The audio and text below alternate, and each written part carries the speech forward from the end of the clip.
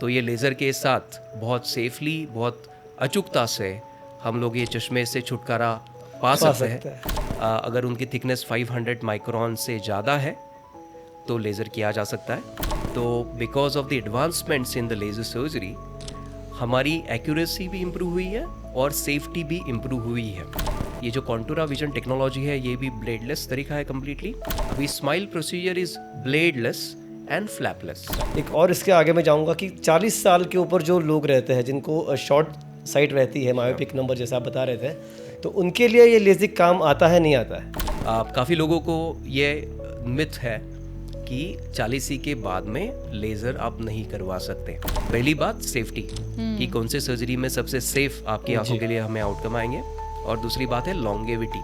किसी का कॉर्निया पतला है, नंबर 8 से ज़्यादा है एंड फिर भी उस इंसान को चश्मे का नंबर हटवाना है, तो हम क्या कर सकते हैं?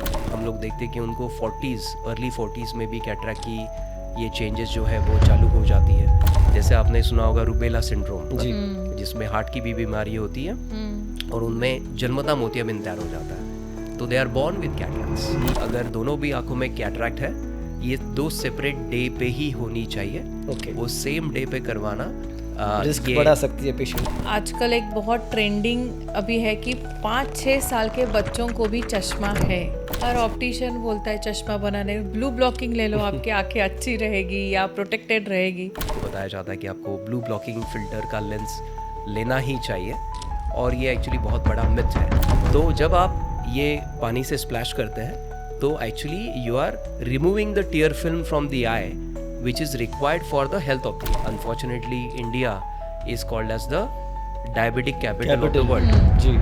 And we are also unfortunately also the blindness capital of the world. कहते हैं खूबसूरती देखने वालों की आंखों में होती है। The beauty lies in the eyes of the beholder. लेकिन अगर आपकी आंखें ही कमज़ोर हो तो क्या आपको चीज़ें ढंग से दिखाई देगी? क्या उनकी खूबसूरती आप देख पाओगे? आंखें हमारा देखने का सिर्फ ज़रिया नहीं है, वो हमारे ज़िंदगी का एक अहम हिस्सा भी है। लेकिन आज हर 4 में से 1 व्यक्ति को इस आँख की समस्या से सामना करना पड़ता है। किसी को चश्मे की बीमारी है तो किसी को स्क्रीन टाइम की वजह से आँख की समस्या झेलनी पड़ती है। मुझे तो डर है कि आने वाले दिनों में लगभग 50% से भी ज़्यादा लोग शॉर्ट साइटनेस यानी मायोपी का शिकार होने वाले हैं। इन सब से कैसे बचा जा सकता है? तो आज हमारे साथ है जाने माने eye specialist doctor Vardhman Kankaria, जो आज हमें आँखों की हेल्थ, मॉडर्न टेक्निक्स और उनके प्रिवेंशंस के बारे में गहराई से समझाएंगे। Doctor Vardhman Kankaria is founder director of internationally reputed Asian eye hospital Pune and has been awarded as the best eye hospital in Maharashtra and best LASIK center of India. He holds a Limca Book of World Record for LASIK surgeries and awarded as best LASIK and cataract surgeon of India. He has performed over 40,000 laser vision corrections and advanced cataract lens implant surgeries in last 15 years. तो video में खो जाने से पहले don't forget to like, share and subscribe to our channel. बातों बातों में एक मुलाकात किसी खास के साथ। तो चलिए शुरू करते हैं आज का episode. Sit back, relax and enjoy the show.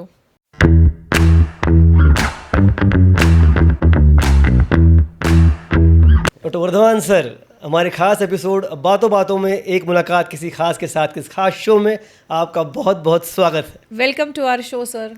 Thank you very much. And I think to begin with, I would like to congratulate you for pulling out such an amazing show. मैंने आपके कुछ episodes देखे हैं. They are very knowledgeable for all the patients. Thank you so much sir. Thank you so much. Yes. लेकिन सबसे पहले मैं आपको बधाई देना चाहूँगा और मुबारकबाद देना चाहूँगा कि -30 का जो पेशेंट का नंबर था वो भी आपने निकलवा के एक वर्ल्ड रिकॉर्ड कायम किया है। उसके लिए एक बार हमारे दोनों की तरफ से बहुत बहुत बधाई। Congratulations. Thank you very much. तो मेरा अगला क्वेश्चन इसी पे आएगा कि हमारी आंखें तो इतनी छोटी होती है, 1.5-2 इंच की, लेकिन हमें पूरी दुनिया उससे देखनी पड़ती है। Right. तो फिर ये आँख ये कार्य करती कैसा है, काम करती कैसा है, और इसके बाद हमको चश्मे का ये कवर क्यों लगाना पड़ता है, इसके बारे में क्या कहना चाहेंगे आप? देखिए कैसा है कि अगर आप वेदों में देखेंगे, शास्त्रों में, तो आप देखेंगे कि आँखों के बारे में क्या कहा गया है। आँखों के बारे में उन्होंने कहा है कि नैनम इंद्रियम प्रथमम। अच्छा, इसका मतलब है कि जितने अभी इंद्रिय हमारे पूरे बॉडी में हैं, स्पेशली द सेंसरी ऑर्गन्स, उसमें अगर कोई सबसे महत्वपूर्ण है तो वो आंखें हैं। आंखें। और जैसे आपने अभी कहा कि इतनी छोटी सी आंखें होती है, लेकिन ये छोटी सी आंखों से हमें 80% नॉलेज जो हम लोग गेन करते हैं जी। एवरीडे लाइफ में, ये आंखों के थ्रू होता है। और ये हमारी जो आंखें होती है एक बहुत ही मिरेक्युलस बायोलॉजिकल कैमरा है कि इस कैमरा में अगर मैं कहूँगा ये कैसे काम करती है, तो हमारी जो हमारी पुतली होती है, काली पुतली या कॉर्निया हम कहते हैं, ये हमारा एक प्रकार का फोकसिंग बिंग होता है और हमारे आंखों के अंदर एक नेचुरल बिंग होता है। ये दो लेंसेज के साथ जो प्रतिमाएं हमारे आंखों में आती है वो फोकस होती है हमारे दृष्टि पटल पे या रेटिना पे।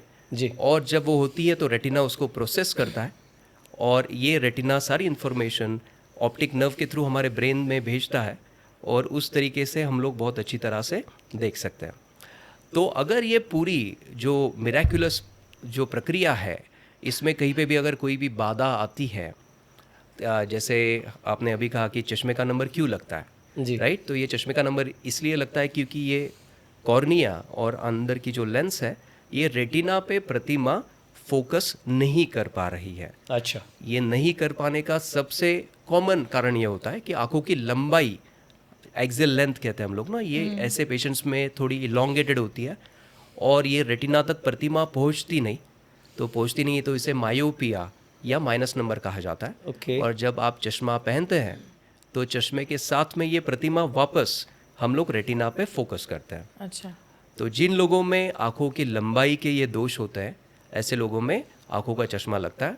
अगर लंबाई ज़्यादा है तो उनको माइनस नंबर लगता है, जिसे हम मायोपिया कहते हैं।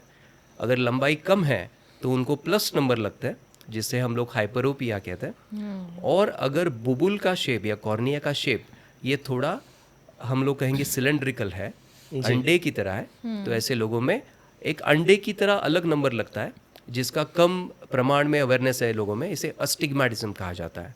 तो ये प्रमुख से 3 प्रकार के चश्मे लगते हैं जब हमारा कैमरा, आंखों का कैमरा ठीक से काम नहीं करता। सर, हमने बहुत सुना है कि एक लेसिक करके सर्जरी होती है। ये लेसिक सर्जरी मैं जानना चाहूँगा एग्जैक्टली होती क्या है और इसमें आप क्या करते हो? जैसा अभी हम लोगों ने देखा कि बहुत सारे कारण होते हैं जिसके वजह से जो हमारे पेशेंट्स हैं उनको चश्मे लगते हैं। चश्मा अच्छा विजन देता है, लेकिन काफ़ी लोगों में चश्मे के साथ में कोई ऑब्स्टैकल्स आ सकती है। जैसे किसी को अगर बहुत एक्टिव लाइफस्टाइल चाहिए, जैसे उनको स्पोर्ट्स में कुछ करियर करना है, या जिसको स्विमिंग करनी है, या जिसको आज हम लोग मॉडलिंग करनी है, या फिर डे टू डे लाइफ में भी जिनको ये चश्मे की जो डिपेंडेंसी आती है वो नहीं चाहिए, ऐसे लोगों में एक बहुत ही आधुनिक और बहुत ही अच्छा एक दूसरा ज़रिया आज उपलब्ध है। इसे हम लेसिक लेज़र के स्वरूप में जानते हैं। ये जो लेसिक लेज़र है, इसका निर्माण या इसका इनोवेशन मेरे गुरु प्रोफेसर इयोनिस पैलिकैरिस, जो ग्रीस में एक प्रोफेसर है, इन्होंने 1989 में पूरी दुनिया में पहली बार लेसिक सर्जरी उन्होंने इनोवेट की। He is called as the father of LASIK surgery. और वो होने के बाद उन्होंने पूरी दुनिया को दिखाया कि ये मिरेकल हो सकता है कि किसी को अगर चश्मा है तो ये लेज़र के साथ बहुत सेफली, बहुत अचूकता से हम लोग ये चश्मे से छुटकारा पा सकते हैं। और उन्होंने फिर पूरी दुनिया में इसका ट्रेन किया, लोगों को, सबको सिखाया। और आज पूरे दुनिया में लगभग 40 to 50 मिलियन, यानी 4 से 5 करोड़ लोगों में चश्मे से छुटकारा मिल चुका है because of this surgery, LASIK surgery. और ये जो 5 मिनट की पेनलेस प्रोसीजर होती है, जो पूरी लेज़र से किया जाता है, जिसे हम लोग कहते हैं कि कोई टाका नहीं लगता, कोई पेन नहीं होता, लेकिन एक मिरेकल की तरह आप चश्मे के बिना देख सकते हैं, इसे हम लेसिक लेज़र कहते हैं। सर, ये लेजिक सर्जरी करने के कोई एलिजिबिलिटी क्राइटेरिया होते हैं, जैसे एज है या कोई अदर मेडिकल इश्यूज है, और कौन कर सकता है and who is not eligible for this? I think this is a very important question. और काफ़ी लोगों को चाह तो होती है कि हमें चश्मा है और हम नहीं पहनना चाहते हैं, तो इनकी एलिजिबिलिटी कैसे डिसाइड होती है? तो बहुत इजी एलिजिबिलिटी के बारे में मैं बताता हूँ आपको। मिनिमम एज जो पेशेंट का है वो 18 ईयर्स से ऊपर होना चाहिए। ओके। दूसरी बात है कि उनका जो चश्मे का नंबर है वो 8 नंबर से कम होना चाहिए। अच्छा, उनका चश्मे का जो नंबर है ये 6 महीना या 1 साल तक पूरी तरह से स्टेबल होना चाहिए। ये 3 चीज़ें बहुत ही इम्पॉर्टेंट होती है। उसके साथ में जब आप आपके लेसिक लेज़र स्पेशलिस्ट से मिलते हैं तो आपकी आंखों की वो सेफ्टी स्कैन्स करते हैं, सुरक्षितता जांच करते हैं कि आपकी जो कॉर्निया है, जो पुतली है, उसकी थिकनेस उस सेफ्टी लिमिट में है कि नहीं कि जिसके ऊपर हम लोग लेज़र कर पाए। अगर उनकी थिकनेस 500 माइक्रोन से ज़्यादा है तो लेज़र किया जा सकता है।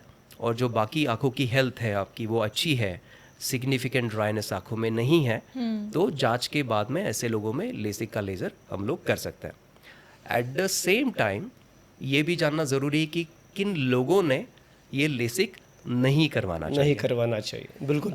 ये मैं कहूँगा शायद से और ज़्यादा इम्पोर्टेंट जी, क्वेश्चन है। बिल्कुल बिल्कुल। तो किन लोगों ने ये नहीं करवाना चाहिए कि जिन लोगों की आयु 18 से कम है। अच्छा, पीडियाट्रिक पेशेंट में काफ़ी बार मेरे पास काफ़ी पेरेंट्स आते हैं उनके बच्चों को लेके कि वो कहते हैं कि सर आप इसमें एक्सपर्ट है, मेरा बच्चा है जो 13 साल का है, उसका बहुत बड़ा नंबर है, प्लीज़ हमें उससे छुटकारा चाहिए। So of course we can't do it because till the time your age reaches 18 years your eye is growing exactly. The way your body is growing, so it is still not stable. Okay, दूसरी बात होती है कि आपका number अगर stable नहीं है तो आप नहीं करवा सकते, क्योंकि जब तक नंबर स्टेबल नहीं है तो आप वन टाइम सॉल्यूशन उसको पा नहीं पाएंगे। और तीसरी बात ऑफ कोर्स जो मैंने कहा था कि अगर आपकी पुतली बहुत पतली है, कॉर्निया का थिकनेस बहुत कम निकलता है, या आपका चश्मे का नंबर 8 से ज़्यादा बड़ा दिखाई देता है, तो ऐसे लोगों में लेज़र से चश्मा नहीं उतारना चाहिए या लेसिक से नहीं करना चाहिए। तो ये प्राइमरी मैं कहूँगा, उसमें बहुत सारी डिटेल्स होती है जो हम लोग आंखों के एक्सपर्ट्स देखते हैं, लेकिन एक स्वाभाविक तौर पे अगर मैं आपको बताना चाहूँ तो ये चीज़ें हम लोग देखते हैं इस बारे में। सर, जैसे अभी आपने कहा था कि ये पेनलेस सर्जरी है, बिन टाके की है, लेकिन नाम इसका सर्जरी है, तो हर सर्जरी के साथ कुछ ना कुछ तो रिस्क फैक्टर्स जुड़े होते हैं, तो वो क्या है और इससे कैसे डील किया जाता है? यस, सो बेसिकली आपने जैसे कहा कि आफ्टर ऑल लेज़र जो प्रोसीजर होती है, तो आजकल ऑफ कोर्स हम लोग इसे सर्जरी में नहीं नापते, इसको प्रोसीजर के स्वरूप में देखा जाता है, ये ओपीडी बेस्ड होती है। लेकिन ऐसी कोई भी दुनिया में प्रोसीजर नहीं बनाई है कि जिसमें रिस्क फैक्टर 0% हो, ऑफ कोर्स। लेकिन मैं ये कहना चाहता हूँ कि जितनी सर्जरी हमारे पूरे ह्यूमन बॉडी पे होती है, आज कोई भी सर्जरी से आप कंपेयर करेंगे पूरे ह्यूमन बॉडी में, तो उसमें सबसे सेफ ये लेसिक सर्जरी माना जाता है, क्योंकि इसमें जो रिस्क होती है ये बहुत ही रेयर होती है, बहुत ही अनकॉमन होती है। तो लेसिक सर्जरी की रिस्क इतनी कम क्यों होती है? इसका सबसे महत्वपूर्ण कारण ये होता है कि इसका सिलेक्शन क्राइटेरिया बहुत स्ट्रिक्ट होता है। अच्छा, ऐसा नहीं होता कि हर कोई जो चाहे वो आके ये करवा ले, इसलिए उसको हम लोग सेफ्टी स्कैन्स कहते हैं। ओके, जो पेशेंट ये सेफ्टी स्कैन की एलिजिबिलिटी को फुलफिल करता है, ऐसे ही लोगों में ये लेसिक लेज़र होते हैं, क्योंकि फिर हम प्रेडिक्ट कर पाते हैं कि ये पेशेंट का बिहेवियर, उनका हीलिंग लेज़र के साथ कैसे होगा जी। लेकिन कुछ चीज़ें होती है जैसे हम सिक्वेले कहते हैं। सिक्वेले का मतलब होता है कि हर केस में कुछ हद तक ये चीज़ होने वाली है लेज़र के बाद में। दो चीज़ें होती है, पहली बात है कि किसी भी लेज़र के बाद थोड़ा सा आँखों में ड्राइनेस बढ़ता है। जी। ओके, फॉर्चुनेटली ये चीज़ थोड़े टाइम के लिए होती है और 6 to 9 months में वो प्री ऑपरेटिव लेवल पे आ जाती है विथ हीलिंग प्रोसेस। दूसरी बात होती है कि अगर आपका नंबर स्पेशली थोड़ा बड़ा है ना, 4, 5, 6, 7 नंबर है, तो रात का ग्लेयर थोड़ा सा आपको शुरुआत में हो सकता है जब आप गाड़ी चलाएं। फॉर्चुनेटली जैसे लेज़र्स में एडवांसमेंट हुई है, ये दोनों भी प्रॉब्लम्स पहले के मुकाबले अभी काफ़ी हद तक कम हो चुकी है। फॉर्चुनेटली हमारी फैमिली, डॉक्टर कांकरिया फैमिली, ये चश्मे का नंबर उतारने के सर्जरीज़ में अभी हमें इस साल 40 साल हो जाएंगे। ओह ग्रेट, 40 साल से आप और आपके पिताजी इसी क्षेत्र में काम कर रहे हैं? इसी क्षेत्र में काम कर रहे हैं। तो 1985 में मेरे जो पिताजी, इन्होंने ये सर्जरी चश्मे का नंबर उतारने की चालू की थी, और विद टाइम जैसे एडवांसमेंट्स आती गई, सारी एडवांसमेंट्स इंडिया में लाने का हमें सौभाग्य मिला। और ये चीज़ हम लोगों ने देखी कि जैसे ही एडवांसमेंट आती गई है, सेफ्टी लेज़र की इम्प्रूव होते गई है। तो इसके कारण ये जो मैं कहूँगा रिस्क, ये बहुत ही रेयर होती है। अगर मैं ट्रूली नंबर्स में कहना चाहूँ तो जो रिस्क कहूँगा ये 1 in 3 to 4,000 केसेस में हो सकती है कि जैसे ऐसी कोई घटना हो कि जिसके वजह से विजन को इवन 10% या 15% भी पहले के मुकाबले कम दिखाई दे, that is also very rare. It is probably 1 in 3 to 4,000 eyes. Great sir, बहुत अच्छा रेशियो है सर. सर आपने अभी बताया कि आपके गुरु जिन्होंने 1980 में इस लेजिक सर्जरी का आविष्कार किया या रिसर्च करके इसे दुनिया के सामने लाया, मैं जानना चाहूँगी कि 1980 से लेके आज 2025 तक इस सर्जरी में या इस प्रोसीजर में वी विल से क्या क्या इनोवेशंस आए हैं, क्या क्या चेंजेस आए हैं और इसका हम लोगों को, हम सबको क्या फ़ायदा होता है? आप जैसे आपने करेक्टली कहा कि जब भी कोई भी साइंस आगे बढ़ता है ना, तो साइंस ऑलवेज गोज़ फॉरवर्ड. इसका मतलब होता है कि जो साइंटिफिक टेक्नोलॉजी होती है हेल्थ केयर में, ये हमेशा कोई भी प्रोसीजर को ये मोर एक्यूरेट और सेफ़र बनाती है. जी. तो ये दोनों भी पैमाने में अगर हम लोग चेक करेंगे तो because of the advancements in the laser surgery हमारी एक्यूरेसी भी इम्प्रूव हुई है और सेफ्टी भी इम्प्रूव हुई है. जो पहले लेसिक का निर्माण हुआ था उसमें जो प्रोसेस होती थी, इस प्रोसेस में पहले हम लोग अपने कॉर्निया को एक कट करते थे. इसे हम लोग फ्लैप क्रिएशन कहते हैं. और तभी के ज़माने में ये फ्लैप क्रिएशन एक प्रकार के सर्जिकल ब्लेड से होता था. और जो सेकेंड स्टेप होती है जिसमें आपकी जो बुबुल की जो मोटाई होती है उसको हम लोग करेक्ट करते हैं, ये लेज़र से होती थी. तो ये एक 50% ब्लेड 50% लेज़र का कॉम्बिनेशन जी. इसे लेसिक, ट्रेडिशनल लेसिक कहा जाता था. उसके बाद में एडवांसमेंट आई जिसे हम कहते हैं ब्लेडलेस लेसिक सर्जरी. ओके. इसे कहा जाता है फेमटो लेसिक. अच्छा. इसमें जो पहला कट हम लोग लेते हैं कॉर्निया पे, इसको एक प्रकार के रोबोटिक लेज़र से लिया जाता है. तो जो ब्लेड असिस्टेड जो मैनुअल कट के कॉम्प्लिकेशंस है वो सारे इसमें चले गए. बिल्कुल. तो ये और हमारी सेफर हो गई और प्रिसाइज हो गई. उसके बाद में अभी थर्ड जनरेशन पे अभी हम लोग आ गए हैं. तो थर्ड जनरेशन पे ऐसी दो टेक्नोलॉजीज़ है कि जो अभी की सबसे एडवांस्ड मानी जाती है. उसमें से पहली है जिसे कहा जाता है कॉन्टूरा विजन. ये जो कॉन्टूरा विजन टेक्नोलॉजी है ये भी ब्लेडलेस तरीका है कम्प्लीटली. और इसमें आपके कॉर्निया को उसके शेप को नज़र यानी ध्यान में रखते हुए, यानी पहले हम लोग कॉर्निया का मैपिंग करते हैं, उससे 22,000 पॉइंट्स को कैलकुलेट करके कॉर्निया में जो इरेगुलरिटीज़ है उसको भी आपके नंबर के साथ में हटा देते हैं. तो उसके कारण काफ़ी लोगों में जितना चश्मे के साथ अच्छा दिखता है उतना अच्छा या उससे भी थोड़ा बेटर देखने की पॉसिबिलिटी क्रिएट हो जाती है कॉन्टूरा में आप बात कर रहे हैं. कॉन्टूरा विजन प्रोसीजर में जी. और थर्ड जनरेशन का जो दूसरा अभी आविष्कार है जिसे हम कहते हैं स्माइल लेज़र प्रोसीजर, कि जो हम लोग पहले कहते थे कि ब्लेडलेस तो है लेकिन फ्लैप क्रिएट करना पड़ता था ना, कट लेना पड़ता था. अभी smile procedure is bladeless and flapless. अच्छा. तो इसमें ना ब्लेड का इस्तेमाल होता है ना ही फ्लैप क्रिएट होता है, क्योंकि फ्लैप क्रिएट नहीं होता तो फ्लैप के भी कोई भी रिस्क आपको नहीं होते. और क्योंकि ब्लेड नहीं होता तो ऑफ कोर्स पहले से ही उसके ब्लेड के सारे कॉम्प्लिकेशंस चले गए हैं. इसके कारण आपका ड्राइनेस का प्रमाण कम हो गया, रात का जो ग्लेयर हो सकता है उसका प्रमाण कम हो गया जो हम लोगों ने बात की थी. और जो बाकी कॉम्प्लिकेशन है उसका भी इंसिडेंस काफ़ी हद तक अभी कम हो चुका है. So the science has really we have been great benefactors of the science as doctors and also as patients. क्योंकि उसके कारण हमें सेफ्टी मिलती है, हमें ज़्यादा कॉन्फिडेंस मिलता है कि हम हमारे पेशेंट्स की और बेहतर सेवा कर पाए और बेहतर उनको रिजल्ट्स दे पाए. और पेशेंट्स के लिए भी because the outcomes are safer, they have more confidence. जितना आप एडवांस तकनीक इस्तेमाल करोगे उतना पेशेंट का बेनिफिट उसमें होने वाला है. Absolutely, absolutely. सर और एक बात अभी आप थोड़ी देर पहले आपने कही थी कि 18 साल से कम उम्र के बच्चों में आप ये लेसिक नहीं करते हैं क्योंकि उनका स्टेबल नहीं रहता नंबर. करेक्ट. एक और इसके आगे मैं जाऊंगा कि 40 साल के ऊपर जो लोग रहते हैं जिनको शॉर्ट साइट रहती है, मायोपिक नंबर जैसा आप बता रहे थे, तो उनके लिए ये लेसिक काम आता है नहीं आता है? आई थिंक ये बहुत इंपॉर्टेंट क्वेश्चन है और ये मैं बहुत बार सुनता हूँ मेरे एशियन आई हॉस्पिटल के ओपीडी में. काफ़ी लोगों को ये मिथ है कि 40 के बाद में लेज़र आप नहीं करवा सकते. इनफैक्ट काफ़ी मैं कहूँगा डॉक्टर्स में भी ये मिथ है कि 40 के बाद आप लेज़र नहीं करवा सकते.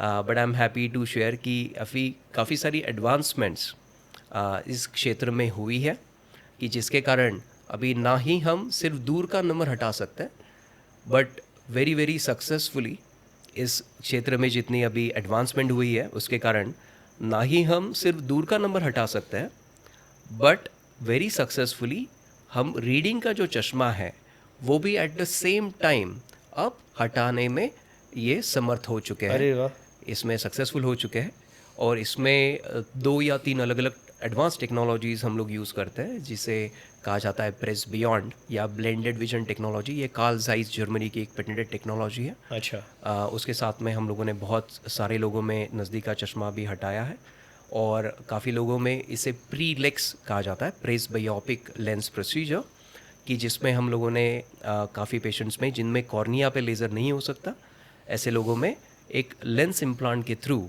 उनका दूर का और नज़दीक का दोनों भी चश्मा बहुत सक्सेसफुली हटाया है और एक लॉन्ग टर्म के लिए बहुत अच्छा सॉल्यूशन माना जाता है और बहुत सक्सेसफुली हम लोग ये चीज़ अभी बहुत टाइम से कर रहे हैं। अभी ये 40 का जो चश्मा है वो हटाने का प्रोसीजर चालू होके भी अभी हमें लगभग 10 साल हो गए हैं। इसमें कुछ एज लिमिट होता है? 40 कब तक? 50 उम्र तक या 60 साल तक या 70 साल तक, ऐसा कुछ है? Frankly there is no upper age limit. अच्छा, या कोई भी करवा सकता है? कोई भी करवा अच्छा। सकता है। सिर्फ जो प्रोसीजर का चॉइस होता है वो आपकी आंखों के हेल्थ के ऊपर डिपेंड करता है। सो जब आपको हम लोग एनालाइज करते हैं तो एनालिसिस के साथ में भी डिसाइड की for that particular patient which is the best technology. So for example now you will say कि यूजुअली एक ही ऑपरेशन से सारी चीज़ें होनी चाहिए, लेकिन हर किसी का आंखों का रचना अलग होती है, right? So in at our hospital under one roof we have to do close to 8 different advance technologies to get rid of glasses. So आपकी जो आंखों की रचना होती है उस हिसाब से फिर हमें तय करना होता है कि आपके लिए 2 क्राइटेरिया कौन सी प्रोसीजर फुलफिल करेगा। पहली बात सेफ्टी, कि कौन से सर्जरी में सबसे सेफ आपकी आंखों के लिए हमें आउटकम आएंगे, और दूसरी बात है लॉन्गेविटी, कि किस सर्जरी में लॉन्गेविटी बहुत अच्छी आ सकती है। So but yes, after 40s it is quite possible that the desire of getting read of reading glasses is possible. Yes sir, हम लोग ने अभी एडवांस टेक्नोलॉजीज़ की बात की, अपर एज लिमिट की बात की, डिफरेंट टेक्नोलॉजीज़ और different procedures for every person. It depends on what analysis you do and what result it gives. फिर भी एक मेरे मन में एक ऐसा है कि अगर आप किसी को एनालाइज करते हो जिसे चश्मे का नंबर हटवाना है, जिसका 8 से ज़्यादा नंबर है, even if you have all the latest technologies and उनका कॉर्निया भी पतला है, आपने बताया था कि अगर कॉर्निया का एक स्पेसिफिक थिकनेस हो तो हम इसे कर सकते हैं, लेकिन अगर किसी का कॉर्निया पतला है, नंबर 8 से ज़्यादा है एंड फिर भी उस इंसान को चश्मे का नंबर हटवाना है, तो हम क्या कर सकते हैं? I think again very important question, क्योंकि आपको मैं बताऊंगा कि अगर हम लोग एनालाइज करेंगे तो लगभग 15% टू 20% पेशेंट जो हमें हमारे हॉस्पिटल में मिलते हैं, उनके बारे में उनका एक तो नंबर 8 के ऊपर होता है, ये उनका कॉर्निया जो होता है वो थिकनेस ये सेफ्टी लिमिट के नीचे होती है जी। और ऑफ कोर्स उनकी काफ़ी ख्वाहिश होती है कि इसके बावजूद भी हमारा चश्मे का नंबर हटना चाहिए। But I am happy to share that there are very good technologies कि जिसके साथ में हम लोग ऐसे पेशेंट्स में जिसे हम लोग लेसिक रिजेक्ट कहते हैं। लेसिक रिजेक्ट्स, अच्छा, ओके। रिजेक्ट्स का मतलब होता है कि लेसिक के लिए वो रिजेक्ट हो चुके हैं, बिल्कुल अच्छा। एलिजिबल नहीं थे। एलिजिबल नहीं थे, हाँ। और तभी भी उनको सक्सेसफुली चश्मे का नंबर हटवाना है, तो ये पॉसिबल है। और इस प्रक्रिया को हम लोग कहते हैं ICL प्रोसीजर। ओके। ये जो ICL प्रोसीजर होती है इसका फुल फॉर्म है इम्प्लांटेबल कोलैमर लेंस। अच्छा, ये बहुत ही पतली सी लेंस होती है जो हम लोग आपकी जो अंदर आंखों के अंदर एक नेचुरल जो लेंस होती है उसके ऊपर और जो आपका आइरिस होता है उसके नीचे, यानी इन दोनों के बीच में जो स्पेस होती है उसमें बहुत ही जेंटली इम्प्लांट करते हैं। ये जो लेंस होती है सिर्फ 100 माइक्रोन की होती है, बहुत ही पतली होती है, और ये प्रोसीजर सिर्फ 5 मिनट की होती है। और इसके साथ में अब तक पूरे दुनिया में 30 लाख लोगों का चश्मा उतर चुका है। ग्रेट। वाओ, तो ये बहुत ही इफ़ेक्टिव और बहुत ही टाइम टेस्टेड टेक्नोलॉजी है। इनफैक्ट ये जो सर्जरी है ये भी 30 सालों पहले, 30 ईयर्स पहले पूरी दुनिया में पहले चालू हो गई थी, लेकिन US FDA अप्रूव होके भी इसको 20 साल अभी हो चुके हैं। ये ICL प्रोसीजर भी इंडिया में हम लोग लगभग 20 सालों से कर रहे हैं। और अगर ऐसा मैं कहूँगा कि लैसिक रिजेक्ट्स के बारे में, कि अगर हमें साल में 4 या 5 हज़ार लोगों का लेज़र करना होता है हमारे हॉस्पिटल में, तो उनमें से 800 से 1000 लोग रिजेक्ट हो जाते हैं क्योंकि उनका नंबर एक तो 8 के ऊपर होता है या फिर कॉर्निया पतला होता है। तो इन सारे लोगों में ICL बहुत ही सक्सेसफुली आउटकम देता है और we are very very satisfied with the safety and efficacy and longevity of the procedure. Of course ICL की भी अपने कुछ क्राइटेरिया होती है, और आपके जो आंखों के डॉक्टर है ये जब जांच करेंगे तो वो देख सकते हैं कि उस क्राइटेरिया में आप बैठ सकते हैं या नहीं। लेकिन अगर उस क्राइटेरिया में बैठ सकते हैं तो लैसिक रिजेक्ट्स को भी बहुत अच्छा सोल्यूशन आज उपलब्ध है। सर थोड़ी देर पहले हमने बात की थी 40 साल के ऊपर वाले लोगों के लिए जो ऑप्शंस अवेलेबल होते हैं। राइट। एक और बीमारी जो होती है बुढ़ापे में आ जाती है 40-50 के बाद, वो होती है मोतियाबिंद या कैटरैक्ट। एब्सोल्युटली। तो ये कैटरैक्ट होने की प्रक्रिया एग्जैक्टली कैसे होती है और क्या हर इंसान को इस कैटरैक्ट से गुजरना होता है क्या, ये आप मुझे बताइए। सो मैं कहूँगा कि कैटरैक्ट को मैं बीमारी नहीं कहूँगा एक्चुअली। अच्छा। राइट। तो जैसे हमारा एज बढ़ता है तो हमारे बाल सफ़ेद हो जाते हैं, राइट। सो बेसिकली उसी की तरह जब हमारा एज बढ़ता है तो हमारी आंखों में जो नेचुरल लेंस है जिसका फोकसिंग का काम होता है, ये लेंस प्रोटीन से बनी हुई है। ओके। तो होता क्या है कि जैसे हमारा एज बढ़ता है ये प्रोटीन डीनेचर होना चालू हो जाता है और उसके कारण उसकी ट्रांसपेरेंसी कम होने लगती है और वो ओपेक होने लगती है। उसकी ट्रांसपेरेंसी कम होने के कारण और वो सफ़ेद होने के कारण जो लाइट हमारे आँखों पे आ रही है, जो प्रतिमा हमारे आँखों पे आ रही है, ये लेंस उसको फोकस नहीं कर पाती और उसके कारण हमें ब्लर दिखना चालू हो जाता है। स्वाभाविकता से ये एज रिलेटेड चेंज है आँखों में। तो क्योंकि एज रिलेटेड चेंज है ये 40s के बाद में ही ज़्यादा देखते हैं। अगर मैं इंडिया में कहूँगा तो मेजॉरिटी लोगों में ये लगभग 60s में देखा जाता है। 60s या 70s में हम लोग कैटरैक्ट को ज़्यादा अधिकतम लोगों में देखते हैं। लेकिन जैसे मैं देख रहा हूँ कि जैसे एरा बदल रहा है ना, तो हम लोग ज़्यादा लोगों में आज देख रहे हैं कि उनको थोड़ा जल्दी कैटरैक्ट आज इंडिया में हो रहा है। काफ़ी लोगों में हम लोग देखते हैं कि उनको 40s अर्ली 40s में भी कैटरैक्ट की ये चेंजेस जो है वो चालू हो जाती है। तो ऐसे लोगों में ब्लर तो दिखना एक स्वाभाविक होता है, लेकिन कैटरैक्ट के साथ में जो दूसरा सिम्टम होता है वो होता है कि रात को जब आप गाड़ी चलाते हैं तो जो लाइट सामने से आती है तो इसके साथ में आँखों में ग्लेयर होता है। अच्छा। चमक होती है और उसके कारण उनको रात को ड्राइव करना बहुत डिफ़िकल्ट हो जाता है। तो ये रात का ग्लेयर ये प्रीडोमिनेंट सिम्टम होता है यंग लोगों में जिनमें मोतियाबिंद होता है। अच्छा। और जो बुढ़ापे में जिन लोगों में मोतिया होता है उनमें विजन ब्लर होना और ग्लेयर दोनों, लेकिन विजन ब्लर होना ये थोड़ा ज़्यादा प्रोमिनेंट होता है। जैसे अब देखेंगे कि अभी ज़्यादा यंग लोगों में डायबिटीज़ का प्रमाण बढ़ गया है जी। आप ये भी देख रहे हैं कि यंग लोगों में पहले हार्ट की बीमारियां नहीं होती थी, अभी हार्ट की बीमारियां भी बढ़ रही है।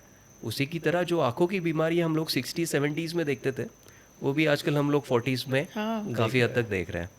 सो yes, so we are seeing cataracts majorly in those age group. और ये चिंता की बात नहीं है बिकॉज ये जैसे आपने कहा कि ये यूनिवर्सल फिनोमेनॉन है। I always tell all my patients people who live long enough will develop cataract. जो कोई से बचेगा नहीं। वो अगर हम लोग कहेंगे कि किसी को बहुत लेट होगा, 80s में भी होता है। The oldest patient I have done for cataract surgery, the oldest one was close to almost 98-99 year old। ओहो, 98 ईयर्स में जाके उसको कैटरैक्ट हुआ और उसको ऑपरेट भी आपने किया है। यस, ये बड़ी बात है। और the youngest patient that I have done for cataract surgery is a 15th day baby. ओहो। क्योंकि कभी कभी कुछ कारणों से बच्चों में, जैसे आपने सुना होगा रूबेला सिंड्रोम, जिसमें हार्ट की भी बीमारी होती है और उनमें जन्मदा मोतियाबिंद तैयार हो जाता है, तो they are born with cataracts. और अगर उनका कैटरैक्ट टाइम पे ना निकाले तो आंखें पूरी तरह से निष्काम हो जाती है, आलसी हो जाती है, तो उनको विजन वापस रिस्टोर नहीं कर पाते। तो ऐसे बहुत छोटे बच्चों में भी बहुत सक्सेसफुली कैटरैक्ट सर्जरी हो सकती है। स्वाभाविकता से या फॉर्चुनेटली ये अनकॉमन बात है या बहुत रेयर बात है कि इतने छोटे बच्चों में ये हो, लेकिन जेनेटिक डिसऑर्डर्स के साथ में ये चीज़ हो सकती है। But otherwise we see it in the late 60s। आजकल 40s में भी हो रहा है। मतलब आई नो फ्यू पीपल कि 40-41 के एज में भी उनका कैटरैक्ट हुआ है अभी। एब्सोल्युटली। अगर मैं again if I put in percentage of my own operative list, I will say close to 15% to 20% patients are under 50. So sometimes I was surprised that we had to do surgeries on even medical students who are in their 20s. And they came with cataracts. I will probably add one more thing, which is an important, I think, message for our audience. ये जो self medication होती है ना, अच्छा, this has become a very big risk factor for development of cataract and glaucoma. काफ़ी बार क्या होता है कि हमें आंखें थोड़ी लाल हो जाती है, हम केमिस्ट के पास चले जाते हैं और कहते हैं कि आंखें लाल हो रही है, आप एक दवाई दे दवाई दीजिए, और the counter eye medicine drops दे दो। बिल्कुल। आई ड्रॉप्स दे दीजिए। और काफ़ी बार ये जो आई ड्रॉप होती है ये एंटीबायोटिक और स्टेरॉइड का कॉम्बिनेशन होता है। और एक बार वो डालने के बाद उनको अगर पता चलता है कि इससे आंखें हमारी थोड़ी सफ़ेद लग रही है, they start to do self medication. और ये over many months sometimes years self medication करने के साथ में we have seen that these patients in their 30s are coming with cataracts because of secondary complications of steroid drops. बराबर। तो ये बहुत ही इम्पॉर्टेंट मैसेज मैं सारे आपके ऑडियंस को देना चाहता हूँ कि मेक श्योर कि जब भी आपकी आंखें लाल हो तब आप कोई भी सेल्फ मेडिकेशन ना करें, और जिस ड्रॉप में स्टेरॉइड है ऐसे कोई भी ड्रॉप आप खुद से कभी ना डालें, क्योंकि ये स्टेरॉइड के काफ़ी सारे कॉम्प्लिकेशंस होती है और एक आपके आंखों के डॉक्टर ही इसके ऊपर ऑब्जर्वेशन रख सकते हैं कि आप में वो चीज़ हो रही है या नहीं हो रही है और आपको ये चीज़ कब देनी है। इसके बारे में सेल्फ मेडिकेशन करना आपके लिए बहुत ही हानिकारक हो सकता है। So that is I think one very important thing that I would like to give to the audience. बिल्कुल, फॉर श्योर। सर, ऐसे कुछ सिम्टम्स है जो सेल्फ असेसमेंट के लिए कि चलो मुझे ये चीज़ें हो रही है मेरे विजन के लिए, मेरे आँखों के लिए, and probably I might have cataract and I should go to the doctor. Right. So which are those basic signs and symptoms which one should look into it? Sure. So basically self analysis करना काफ़ी important है। और ये काफ़ी बार क्या होता है कि हमारी एक ही आँख में विजन कम होना चालू हो जाता है जी। और क्योंकि एज ह्यूमन बींग्स हम लोग दोनों आँखों से साथ में देखते हैं। काफ़ी सारे पेशेंट्स में देखता हूँ कि जिनको पता भी नहीं होता before they come to the hospital कि एक आँख से विजन 50% कम हो गई है। ओहो। जब वो बाय चांस एक रूटीन एग्जामिनेशन को आते हैं और एक वाली आँख हम लोग बंद करते हैं ना एक आँख से देखने के लिए, तो उनको लगता है कि यार ये पहली बार मुझे पता चल रहा है कि इस आँख से इतनी कम नज़र है। तो ये सेल्फ एनालिसिस काफ़ी इंपॉर्टेंट है। तो इसमें क्या करना चाहिए, किसी की भी उम्र जब 40 क्रॉस करती है तो हर घर में एक तो एक कैलेंडर या फिर एक घड़ी होती है, तो उससे आपको एक 20 फीट दूर बैठना है। हफ्ते में एक बार एक आँख को बंद करके आपको वो कैलेंडर एक तो देखना है या फिर घड़ी जो है उसके सारे आंकड़े देखने हैं कि वो आपको क्लियर भी लग रहा है और वो आपको राइट फॉर्मेशन भी में भी लग रहा है, आड़े टेढ़े नहीं लग रहा नहीं है। लग रहा, बराबर। फिर आपको ये वाली आँख बंद करके सेम चीज़ दोहरानी है। अगर आपको खुद लगता है कभी भी कि ये जो विजन है ये जो पहले देखी थी उसके मुकाबले थोड़ी डिटोरिएट हो गई है, तो 100% आपको आँखें के डॉक्टर जो है आपके नेत्रतज्ञ हैं उनको जल्दी दिखाना बहुत ज़रूरी है। ये सेल्फ एनालिसिस आपको करनी है।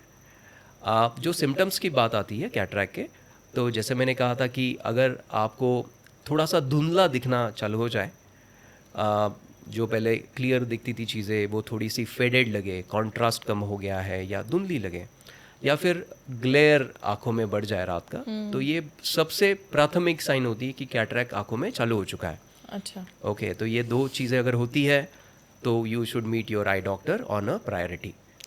राइट। बहुत बार ऐसा होता है जैसे हम लोग बीमार भी पड़ते हैं, बुखार आता है तो एक दिन 2 दिन 3 दिन चलो हो जाएगा ठीक, तो हम लोग डॉक्टर के पास जाना टाल देते हैं। काफ़ी पेशेंट्स ऐसे मैं भी देखता हूँ। पर ये जब मोतियाबिंद होता है कैटरैक्ट, तो उसका सही समय कब होता है कि पेशेंट ने कितना वेट करना चाहिए, नहीं करना चाहिए? वो जितना ज़्यादा वेट करेगा उतना कैटरैक्ट तो बढ़ने वाला है। तो इसका कोई सही समय है कि जब आपको किसी आँख के डॉक्टर को आपको जाके दिखाना चाहिए?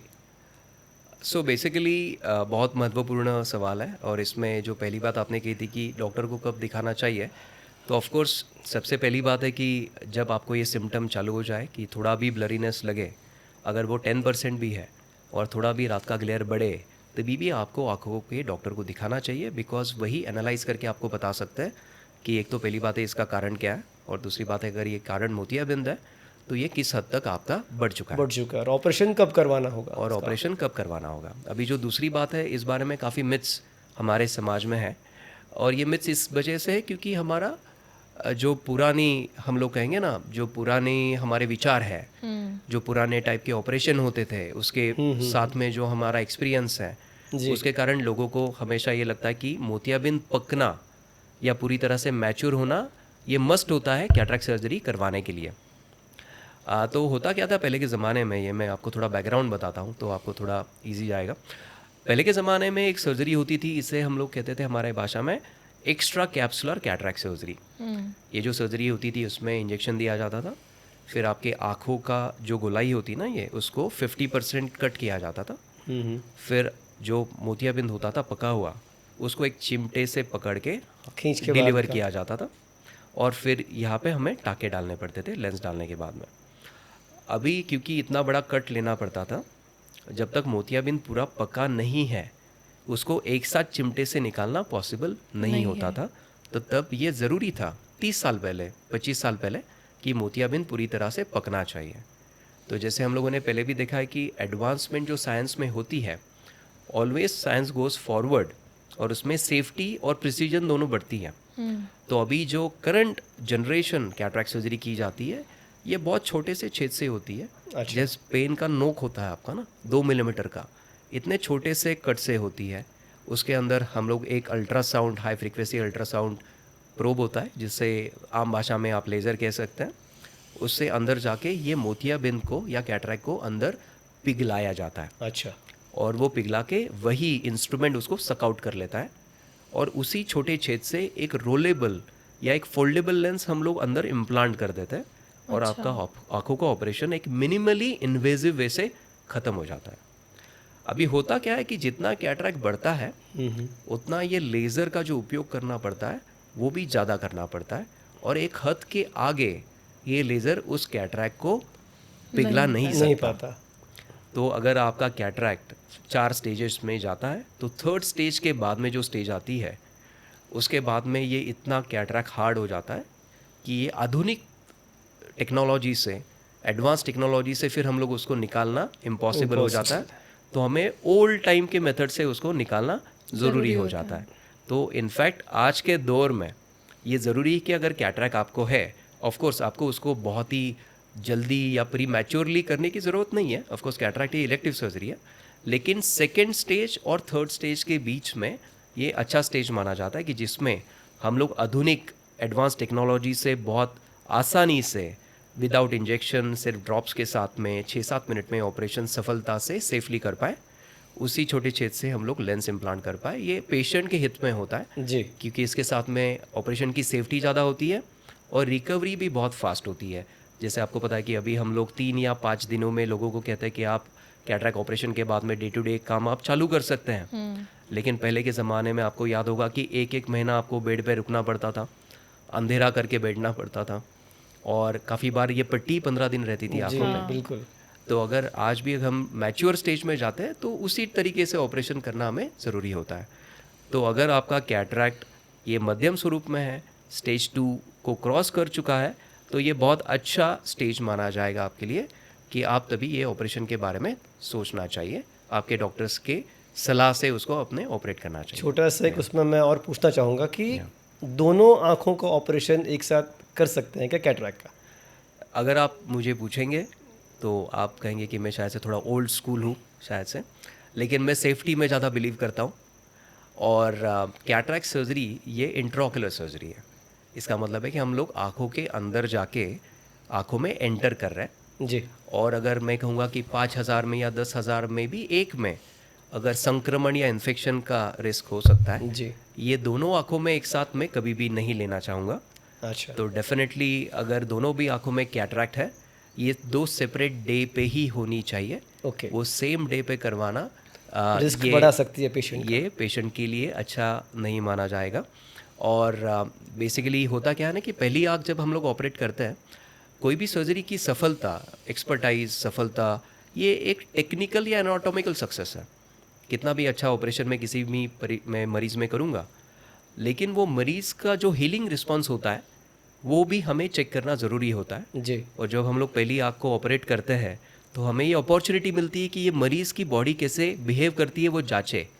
हमें ये भी पता चलता है कि अगर हम लोगों ने इतना सफलता से ऑपरेशन हुआ है तो मरीज़ का भी रिस्पांस उतना ही अच्छा आ रहा है या नहीं।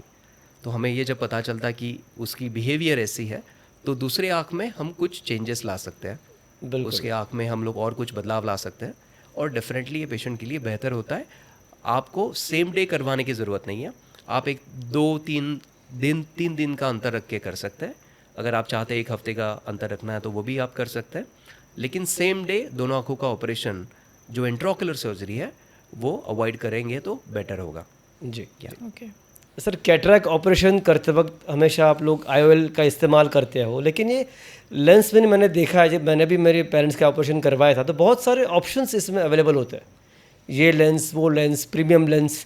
तो इसका चुनाव आप कैसे करते हो कि कौन से पेशेंट में कौन सा लेंस सूटेबल होगा या नहीं होगा?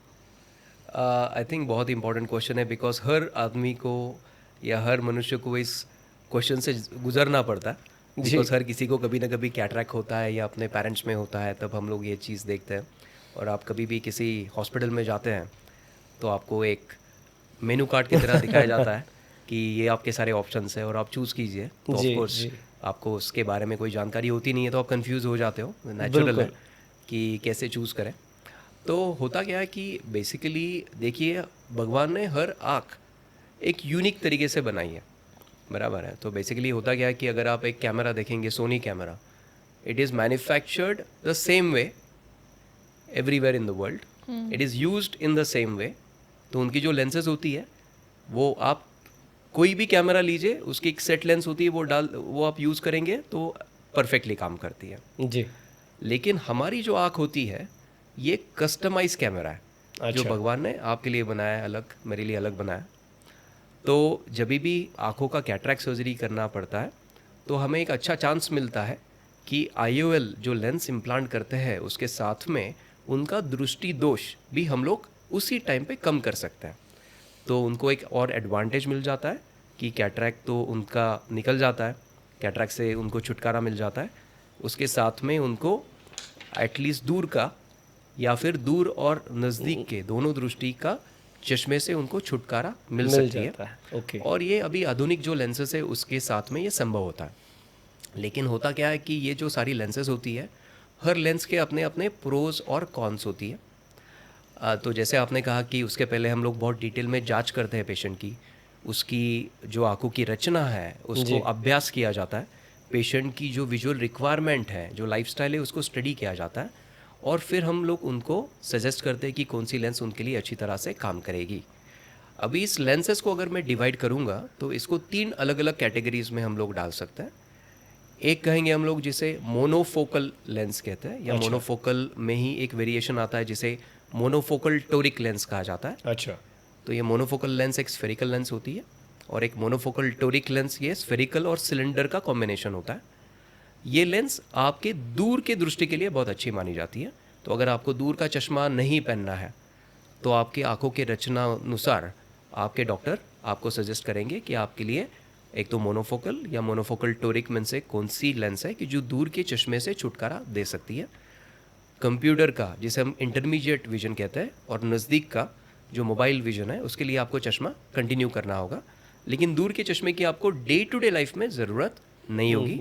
बहुत छोटा सा चश्मा आप लगा सकते हैं बहुत super fine activity of distance के लिए, लेकिन डे टू डे लाइफ में उसकी ज़रूरत बहुत ही कम होती है। इस लेंस का सबसे इम्पॉर्टेंट एडवांटेज ये होता है कि इस लेंस की क्वालिटी ऑफ विजन बहुत ही अच्छी होती है और इसमें बिल्कुल भी रात का ग्लेयर नहीं होता। अच्छा। तो इसमें रात का ग्लेयर नहीं होता, तो जो लोग बहुत रात को ड्राइव ट्रैवलिंग करते होंगे उनके लिए ये बहुत अच्छी मानी जाती है। और जो दूसरी कैटेगरी है इसे हम लोग कहते हैं EDOF लेंस कहते हैं। ये एक नई लेंस है, रिसेंटली लास्ट के 5 या 6 साल में बहुत पॉपुलर हुई है। इसे कहा जाता है extended depth of focus lens.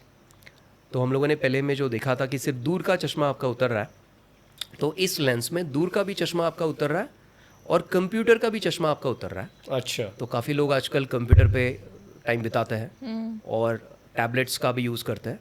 तो ऐसे लोगों में कंप्यूटर और टैबलेट्स के टाइम पे चश्मे की ज़रूरत नहीं होती।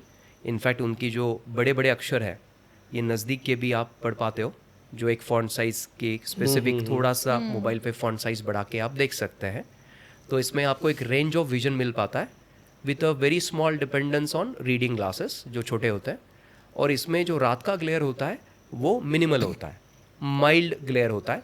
तो जो लोग एक्टिव लाइफस्टाइल रखते हैं, यंग एडल्ट्स, मेल्स स्पेशली, जो रात को बहुत ड्राइव करना चाहते हैं, एट द सेम टाइम चाहते हैं कि मुझे चश्मे से भी रीजनेबल छुटकारा मिले, जी। इनके लिए ये इडॉफ लेंस बहुत अच्छी काम करती है। तीसरी जो कैटेगरी होती है इसे हम लोग कहते हैं ट्राईफोकल लेंस। ये जो ट्राईफोकल लेंस होती है, जैसे नाम सजेस्ट करता है, इसमें दूर का एक फोकस होता है, कंप्यूटर का एक फोकस होता है और मोबाइल का या रीडिंग के लिए तीसरा फोकस होता है। अच्छा। तो इसमें 3 फोकस होते हैं। तो तीनों भी डिस्टेंस के लिए डे टू डे लाइफ में आपको चश्मे की ज़रूरत नहीं होती है। इसका मतलब ऑफ कोर्स ये नहीं होता कि आपका चश्मे का नंबर 0 हो जाता है। इसका मतलब होता है कि वो इतना नेग्लिजिबल हो जाता है मिनिमल कि नंबर मिल आपका जाएगा। डिपेंडेंसी एकदम मिनिमल हो जाती है। सोशल लाइफ में चश्मा कैरी करने की आपको ज़रूरत नहीं होती, लेकिन ये ट्राईफोकल लेंस में रात का ग्लेयर मॉडरेट होता है। अच्छा। तो कोई भी लेंस में मैं हमेशा कहता हूँ सबको कि ऑप्टिक्स में ना कोई कॉम्प्रोमाइज़ आपको एक्सेप्ट करना होता है।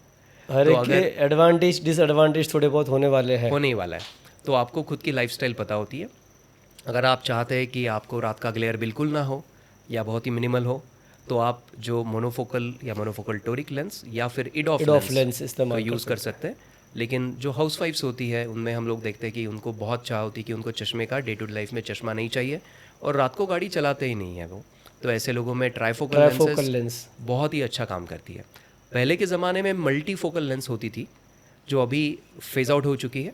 मल्टीफोकल लेंस में रात का ग्लेयर बहुत ही ज़्यादा होता था, सीवियर ग्लेयर होता था कुछ लोगों में, तो वो अभी फेज आउट हो चुकी है क्योंकि ट्राईफोकल लेंस में ये ग्लेयर काफ़ी हद तक कम हो चुका है।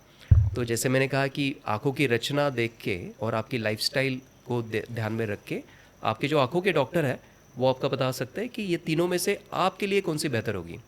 हमारे हॉस्पिटल में इडॉफ लेंसेज का बहुत हम लोग इस्तेमाल करते हैं क्योंकि it is best of both worlds, क्योंकि इसमें आपको एक रेंज ऑफ एडवांटेज मिल जाते हैं। दोनों के भी एडवांटेज आपको मिलते हैं। आपको एक रेंज ऑफ विजन भी मिल रहा है, at the minimum same glare. Time minimal glare हो रहा है। So that is the advantage of those lenses. Great. Yes. Sir Lasik की बात हो गई, कैटरेक्ट की बात हो गई। आजकल एक बहुत ट्रेंडिंग अभी है कि 5-6 साल के बच्चों को भी चश्मा है। पहले ऐसे होता था कि थोड़े से 9th 10th तब चश्मा लगता था, राइट। बट अब 5th 6th के बच्चे तो है ही, बट 5-6 साल के बच्चे भी आजकल चश्मा पहन के घूम रहे हैं। तो उसके बारे में हम आपसे गाइडेंस चाहेंगे कि स्क्रीन टाइम है, बच्चों का लाइफस्टाइल या क्या करना चाहिए, और पेरेंट्स के लिए आप कुछ हमें गाइडेंस करिए। आई थिंक ये बहुत इंपॉर्टेंट है because this relates to the future of our country. Yes. बिल्कुल। और आप देखेंगे तो कैसा होता है ना कि जब बहुत बड़े चश्मे लगते हैं तो जो व्यक्ति की प्रोडक्टिविटी है वो भी थोड़ी कम होने लगती है, सेल्फ कॉन्फिडेंस भी कम हो जाता है। कम हो जाता है। तो अल्टीमेटली ये ओवरऑल हमारे कंट्री के ग्रोथ के लिए भी ऑफकोर्स अच्छी बात नहीं होती। लेकिन ऑफकोर्स ये पहली बात हमें समझना ज़रूरी है कि ये हो क्यों रहा है। जैसे आपने कहा कि पहले के ज़माने में बच्चों में इतना बड़ा चश्मे का नंबर लगना या भी इतने बड़े इंसिडेंट्स में चश्मे के नंबर इतने सारे बच्चों को लगना ये नहीं देखा जाता था। लेकिन अभी हुआ क्या है कि because of the change in lifestyle, आपने देखा होगा कि कोविड के बाद बहुत बच्चों में चश्मे के नंबर बढ़ चुके हैं। हमारे खुद के हॉस्पिटल में हम लोगों ने देखे हैं कि जो बच्चे हमारे खुद के निगरानी में थे, ऑब्जर्वेशन में थे, जिनका नंबर 2-2, 3-3 साल तक स्टेबल था, post Covid because of online schooling, because of excessive screen time, उन सब के नंबर काफ़ी स्पीड से बढ़ना चालू हो गया। और दूसरी बात ऑफ कोर्स है कि अभी पहले के ज़माने में बहुत हम लोग आउटडोर प्ले करते थे, तो ये जो सनलाइट एक्सपोजर होता है ना, ये हमारे लिए हेल्थ के लिए बहुत ज़रूरी होता है। और जब भी हम लोग आउटडोर प्ले करते हैं, हम लोग दूर देखते हैं, तो हमारी आँखों के लिए ये बहुत इंपॉर्टेंट एक्सरसाइज माना जाता है कि हम लोग जितना दूर देखें उतनी हमारी आँखें तंदुरुस्त होती हैं। तो आजकल के बच्चे आउटडोर खेलते नहीं हैं, वो घर में ही होते हैं, उनका सारा टाइम मोबाइल और टीवी पे जाता है। स्क्रीन ये बहुत इंपॉर्टेंट कारण बन चुका है कि उनमें इतने बड़े पैमाने पे चश्मे के नंबर लग रहे हैं। ऑफ कोर्स कुछ चीज़ें होती है जैसे जेनेटिक्स होती है, अगर एक पेरेंट में चश्मा होता है तो बच्चों में चश्मा लगने का चांस 20% बढ़ जाता बढ़ है। जाता है। अगर दोनों पेरेंट्स में चश्मा होता है तो चश्मे का नंबर बढ़ने का चांस 40% बढ़ जाता है। तो ऐसे पेरेंट्स को खास करके ध्यान रखना चाहिए कि बच्चों के लाइफस्टाइल के साथ में यही एक चीज़ आप कंट्रोल कर सकते हैं। जेनेटिक्स नॉन मॉडिफाइबल होते हैं, उसको आप कंट्रोल नहीं कर सकते, लेकिन लाइफस्टाइल आप कंट्रोल कर सकते हैं। तो सबसे पहले कि उनका जो स्क्रीन टाइम है ये बिल्कुल भी कंट्रोल में होना चाहिए। जो बच्चा 5 साल के पहले की उम्र का है, frankly they should have practically no screen time. यहाँ तो बच्चा रोता है कि माँ ने मोबाइल हाथ में दे दिया, बच्चा खेलो खाओ, खाते समय खाते मोबाइल, टाइम तो बैठते समय पेरेंट्स ही दे मोबाइल। देते हैं कि भाई देख शांति से बैठ और खा। It is a shortcut, shortcut. It is a और वो शॉर्टकट। बच्चे इतने नज़दीक से देखते हैं, मेरे जान पहचान में भी काफ़ी लोग हैं यस, जो माँ अपने किचन में काम कर रही है, बच्चा रो रहा है तो बच्चा ले मोबाइल देखो, और माँ अपने काम में, बच्चा स्क्रीन ऐसा देख के आंखें अपनी Absolutely. कमज़ोर कर रहा है। तो जो हमें बात पता नहीं चलती एज पेरेंट्स कि ये चीज़ों के कारण पूरे दुनिया में चश्मे जो है बच्चों के वो बढ़ रहे हैं। बढ़ रहा है। और बहुत सिंपल चीज़ है कि उनको स्क्रीन से दूर रखें। सबसे इम्पोर्टेंट बात है कि उनको आउटडोर प्ले जितना करेंगे, ideally in childhood you should have 2 hours of outdoor play and 2 hours of sunlight exposure. अगर ऑफ कोर्स आज के प्रैक्टिकल लाइफ में अगर वो करना पॉसिबल नहीं है तो एटलीस्ट 1 घंटा उनको आपने बाहर भेजना ज़रूरी है। एक्सेसिव नियर वर्क जो होता है ये बहुत इंपॉर्टेंट साइंटिफिक कारण माना जाता है फॉर मायोपिया इन चाइल्डहुड। इसको भी आपको कंट्रोल करना बहुत ज़रूरी है। और सबसे इजी बात होती है कि उनको आपको है ना, ये बहुत सिंपल रूल है जिसे हम लोग कहते हैं 20-20-20 रूल। अच्छा। ये 20-20-20 रूल क्या होता है कि जब भी हम लोग पढ़ रहे हैं, कुछ विजुअल टास्क कर रहे हैं, कंप्यूटर पे पढ़ रहे हैं, तो हमें हर 20 मिनट में एक 20 सेकंड्स का ब्रेक लेना है। अच्छा। शॉर्ट ब्रेक 20 सेकंड्स, 20 फीट दूर देखना है और 20 बार आंखों को झपकाना है। अच्छा। ओह, 20-20-20। Yes, this is called as a 20-20-20 rule. This is a very simple rule, but इसका जो क्यूमुलेटिव इफेक्ट है आपके आंखों के हेल्थ पे, ये बहुत ही अच्छा देखा जाता है। और इसके कारण दोनों चीज़ें, आपके आंखों की सेहत और दूसरी बात है कि जो स्क्रीन टाइम के वजह से जो बच्चों में और स्पेशली आईटी इंडस्ट्री में जो आज लोग काम करते हैं, उनमें जो कंप्यूटर विजन सिंड्रोम हो रहा है, इससे उनको डेफिनेटली राहत मिलती है। सर मैं एक बार चाहूँगा आप वापस दर्शकों को बताएं ये 20-20 को वापस उनको समझाएं कैसे क्या करना है, एक बार वापस। एब्सोल्युटली। सो आई थिंक ये बहुत इम्पॉर्टेंट रूल है। और अगर आप कोई है कि जो काफ़ी हद तक स्क्रीन टाइम पे होते हैं, अगर आप एक आईटी प्रोफेशनल हैं या पेरेंट्स हैं आपके बच्चों के कि जो आपके एजुकेशनल पर्पज़ के लिए बच्चों में मोबाइल का या स्क्रीन का उपयोग किया जाता है, तो आपको ये बहुत सिंपल रूल फॉलो करना है जिसे कहा जाता है 20-20-20 rule. After 20 minutes of screen time या विजुअल टास्क, आपको 20 सेकंड का ब्रेक लेना है, 20 फीट यानी दूर तक देखना है और 20 बार आंखों को झपकाना है, ब्लिंक करना है। क्योंकि जब भी हम लोग विजुअल टास्क करते हैं, हमारा ब्लिंकिंग रिस्पॉन्स 50% पे आ जाता है, तो उसको हमें कॉम्पेंसेट करना ज़रूरी होता है। और आंखों के जो मसल होते हैं, ये बहुत ज़्यादा विजुअल टास्क करने के साथ में बहुत ज़्यादा कॉन्ट्रैक्शन में चले जाते हैं, थक जाते हैं, उनको भी रिलैक्स करना ज़रूरी होता है। तो ये सिंपल रूल है 20-20-20 रूल, ये सब ने फॉलो करना बहुत ज़रूरी है आपके आंखों के हेल्थ के लिए।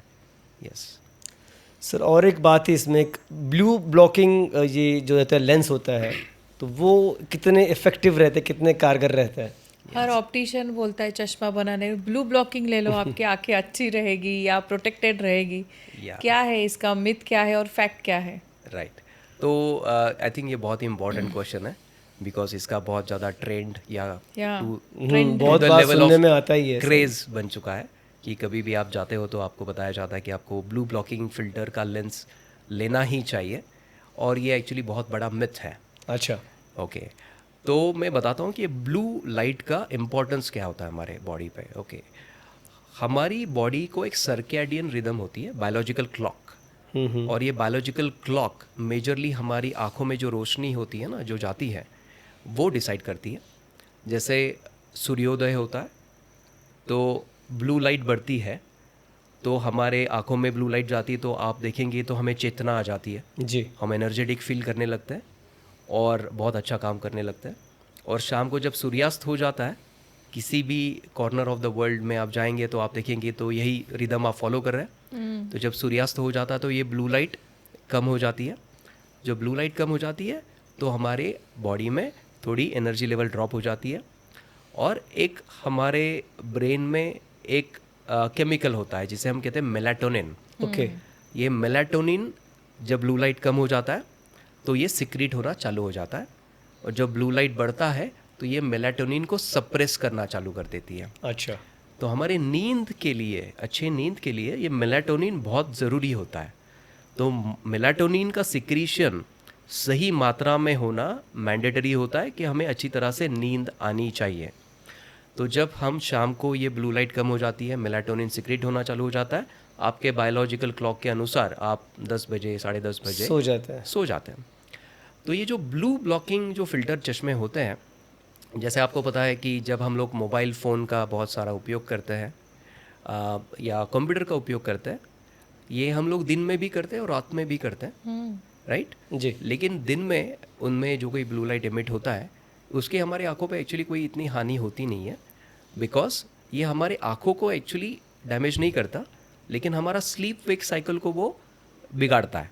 अच्छा। लेकिन दिन में क्योंकि सूर्य किरण के साथ में हमारा ब्लू लाइट एक्सपोजर है ही है, तो दिन में अगर आप वो चश्मा लगा के अगर घूमते हैं तो ये जो नेचुरल आपको ब्लू लाइट मिल रही है उसको भी आप सप्रेस कर रहे हैं। तो उसको आप सप्रेस कर रहे हैं तो कभी कभी आप देखेंगे कि ये जो आईटी प्रोफेशनल होते हैं उनको दिन में ही नींद आती है, थकावट आना चालू हो जाता है। ऑन द कॉन्ट्रारी जो लोग रात भर मोबाइल और कंप्यूटर पे बैठते हैं तो रात में जो ब्लू लाइट एमिट हो रही है उसके कारण मेलाटोनिन सप्रेस हो रहा है और सिक्रीट नहीं हो रहा है, रात को नींद नहीं आती तो कैसा होता है कि ये जो फैशन बन चुकी है कि एक नॉर्मल चश्मे में ब्लू लाइट ब्लॉक करके आपको दिन भर घूमना है, इसका आपको कोई फ़ायदा नहीं है। ओके, क्योंकि आपका जो नेचुरल जो सर्कैडियन रिदम है उसको आपको मेंटेन करना ज़रूरी है। आजकल आपके जो मोबाइल फ़ोन होते हैं उसमें भी आपको ब्लू लाइट, क्योंकि जो हानि होती है वो उस स्क्रीन से जो मोबाइल फ़ोन से अतिरिक्त आती है, तो आप उसको आप एक स्क्रीन गार्ड लगा सकते हैं जो ब्लू लाइट को ब्लॉक करे। लेकिन रात में मोबाइल फ़ोन और कंप्यूटर का अतिरिक्त इस्तेमाल करे ही नहीं कि जिसके कारण ये ब्लू लाइट के कारण आपका मेलाटोनिन सप्रेस हो जाए। और अगर आप रात को ये यूज़ करें तो उस टाइम पे आप वो ब्लू ब्लॉकिंग फ़िल्टर का चश्मा आप यूज़ कर सकते हैं या आपके स्क्रीन पे वो ब्लू ब्लॉकिंग फ़िल्टर आप लगा सकते हैं। लेकिन ये जो जेनेरिक टर्म हो गई है कि कोई भी चश्मा आपको खरीदना है तो ब्लू ब्लॉकिंग लेना ही चाहिए, ये बिल्कुल ही मिथ है, ये बिल्कुल ही मिथ है। सर, आमतौर पर आँख की बीमारी तो हम लोग देख ही लेते हैं, लेकिन बहुत सारी हमारे शरीर में ऐसी बीमारियाँ होती है जो हमारे आँख पर इफ़ेक्ट करती है, जिसमें से मैं सबसे पहला पूछना चाहूँगा डायबिटीज़। कि डायबिटीज़ तो हमारे जिस्म को खोखला कर ही देती है, लिवर हो, आपका हार्ट हो, आपकी किडनी हो, तो इसका आँखों पर भी बहुत गहरा असर होता है। तो मैं आपसे जानना चाहूँगा कि डायबिटीज़ अगर किसी को हो तो उसका असर रेटिना पे क्या क्या होता है हमारी आँख पर, और वो मरीज़ ये असर ना हो इसके लिए कौन सी एहतियात उसने बरतनी चाहिए? परफेक्ट। तो होता क्या है कि जैसे आपने अभी कहा कि डायबिटीज़ ये शारीरिक बीमारी है, हमारी आँख ये शरीर का एक पार्ट है जी, और हमारे आँखों में ब्लड वेसल्स जो होती है वो रेटिना में जाती है। तो डायबिटीज़ हमारे मेजरली जो माइक्रोवैस्कुलेचर है पूरे बॉडी में, वो माइक्रोवैस्कुलेचर को वो डैमेज करती है, उसमें वो लीकेजेस क्रिएट करती है, ब्लीडिंग करती है। तो जिन जिन ऑर्गन में ये माइक्रोवैस्कुलेचर ज़्यादा है, इसमें सबसे महत्वपूर्ण है रेटिना, क्योंकि रेटिना में बहुत बड़े पैमाने पे होता है। दूसरी बात होता है किडनी, बराबर, हार्ट और ब्रेन। जी, ये जो 4 ऑर्गन है इनका डायबिटीज़ का इसके ऊपर बहुत बड़ा असर होता है। और आँखों में इसे डायबिटिक रेटिनोपैथी के नाम से जाना जाता है। ये डायबिटीज़ के कारण आँखों में जो ब्लड वेसल्स होती है वो लीक करने लगती है, तो उसके कारण एक तो आपके पर्दे में सूजन आना चालू हो जाता है, रेटिनल स्वेलिंग, या फिर आँखों में ब्लीड होना चालू हो जाता है, कि इसे हम लोग विट्रियस हिमरेज कहते हैं। तो इसके कारण डायबिटीज़ के कारण लोगों में अंधापन आ सकता है और ये बहुत ही लीडिंग कॉज है। आज अगर आप देखेंगे पूरी दुनिया में unfortunately India is called as the diabetic capital of the world. जी, And we are also unfortunately also the blindness capital of the world. ओहो, तो ये दोनों भी चीज़ें इंडिया में सबसे ज़्यादा है। और because we are diabetic capital of the world, तो डायबिटिक रेटिनोपैथी भी इंडिया में सबसे ज़्यादा पैमाने पे देखी जाती है। अभी उसको कैसे आपको रोकना चाहिए, सबसे महत्वपूर्ण ऑफकोर्स आपके डायबिटीज़ का कंट्रोल सबसे इम्पॉर्टेंट है, क्योंकि अगर आपका डायबिटीज़ का कंट्रोल, जो सबसे इम्पॉर्टेंट टेस्ट होती है जिसे हम कहते हैं 3 माह की टेस्ट, 3 महीने की जो आपको एवरेज दिखाती है HB1AC ब्लड टेस्ट, इससे बहुत अच्छी तरह से आपको पता चल सकता है कि आपका डायबिटीज़ का कंट्रोल कैसे चल रहा है। As long as that is under 7, preferably under 6.5, तो ये डायबिटीज़ को वेल कंट्रोल्ड डायबिटीज़ कहा जाता है जी। और अगर डायबिटीज़ वेल कंट्रोल होता है तो स्टडीज़ में ये दिखाया गया है कि एक वेल कंट्रोल डायबिटिक्स में डायबिटिक रेटिनोपैथी होने की possibility at the end of 10 years of diabetes diagnosis ये ओनली 10% लोगों में देखी जाती है। अच्छा। लेकिन अगर आपका डायबिटीज़ कंट्रोल में नहीं है तो at the end of 10 years it can range between 50 to 70%। ओहो। और ये डायबिटिक रेटिनोपैथी की भी जो स्टेजेस होती है, अगर आपका कंट्रोल में है तो बहुत ही अनकॉमन होता है कि वो फर्स्ट स्टेज के आगे चला जाए, और लेकिन अनकंट्रोल्ड है तो जैसे मैंने कहा कि 10 साल में जो 50 to 70% लोगों में देखा जाता है, लेकिन मेजॉरिटी लोगों में फिर वो एडवांस स्टेज में चली जाती है, जिसमें ऑलरेडी आँखों में ब्लीडिंग होना, आँखों में इसके सारे रेटिनल स्वेलिंग होना ये चालू हो जाता है, and that requires lot of treatment. It is not reversible. And it is not a reversible disorder. Of course, it is treatable to certain extent with the advancement in science. अभी जो हमारे retina specialist है, जो हमारा retina department है, दे use certain आई injections. इस आई injections को anti वेजेफ injection कहा जाता है, जो बहुत ही छोटे से, हमारे बाल की इतना छोटे से सुई से दिए जाते हैं आँखों में। अच्छा। और ये जो ब्लड वेसल जो ख़राब हो रही है ना, ये ब्लड वेसल को वो बुझाने का काम करता है। इसके वजह से ये जो सिर्फ ख़राब ब्लड वेसल है उसी को टारगेट करता है, और जो अच्छी ब्लड वेसल है उसको स्पेयर करता है। तो हमारी जो हेल्थ है वो अच्छी रहती है, लेकिन जो ख़राब ब्लड वेसल्स क्रिएट हो रही है उसको बुझाने का काम करता है, तो ब्लीडिंग कम हो जाता है। और ये 2 मिनट का इंजेक्शन होता है, ये इंश्योरेंस में कवर होता भी है आजकल, और ये पेनलेस होता है। अच्छा। तो इसके कारण बहुत अच्छी तरीके से उसको हम लोग कुछ हद तक रिवर्स कर सकते हैं, लेकिन एक डायबिटिक रेटिनोपैथी के रेटिना को नॉर्मल रेटिना कोई नहीं बना सकता। तो उसको आप मैनेज कर सकते हो, इसलिए बहुत ज़रूरी है कि आपका शुगर कंट्रोल का रिस्पॉन्सिबिलिटी पेशेंट ने खुद लेना चाहिए, और they have to make sure that this sugar control remains as good as possible. But yes, timely screening is very important. जब भी डायबिटीज़ का डायग्नोसिस हो तो पहली बात आपको करनी है कि एक रेटिना स्पेशलिस्ट को, जो आंखों के डॉक्टर होते हैं, जो रेटिना में स्पेशलाइजेशन रखते हैं, ऐसे डॉक्टर को आपको मिलना है जो आपके रेटिना को चेक कर सकते हैं, और चेक करके वो आपको गाइड करेंगे कि आपके रेटिना कैसे है, और वो टाइम टू टाइम आपको बताएंगे कि आपको कोई ट्रीटमेंट की ज़रूरत है या नहीं है।